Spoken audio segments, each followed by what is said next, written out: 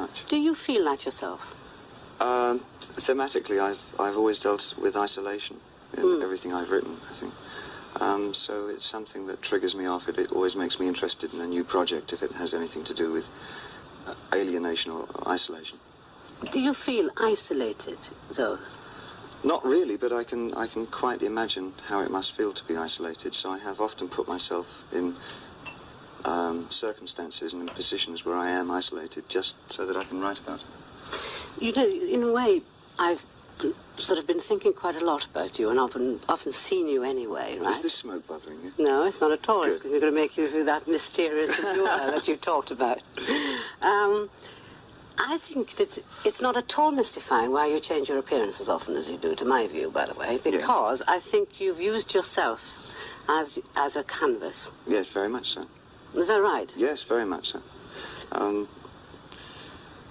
I never wanted to appear as myself on stage, ever, at any time, until recently, I think. So as I did write in character form, I wanted to produce those characters on stage, which is something I feel I did quite successfully at the time. That was simply an exercise of projecting something else. Like you say, for instance, you would be presenting a picture. Well, I wanted to use rock and roll in some way or other, and I got tired of the sort of the lie of the rock performer is exactly the same on stage as he is off. If you're interested in isolation, is it because you think that a person in an isolated state feels greater emotions than they do when they're surrounded by people and things? I think if he is in isolation, instead of receiving the whole world as his home, he tends to create a micro world inside himself. And it's that peculiar part of the human mind that fascinates me about the small universes that can be created inside the mind. Some of them fairly schizophrenic and quite off the wall. Does that mean you have to separate yourself quite a lot from, say, falling in love and getting very involved with a person? Oh no, I think I think quite the reverse. For me,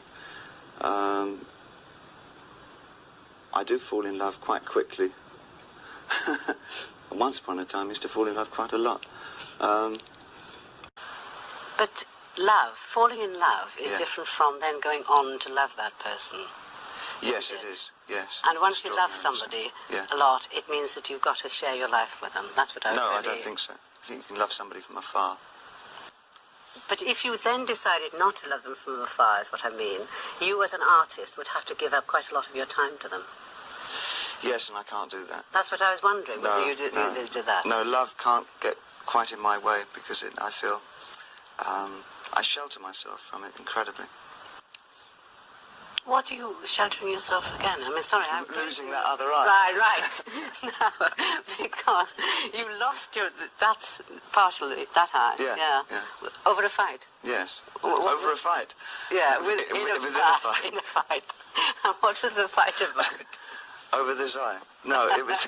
No, it wasn't. He wanted it and I wanted it, but I kept it. Well, that was over... I can't remember it very well. It was over a girl. I can't remember her name.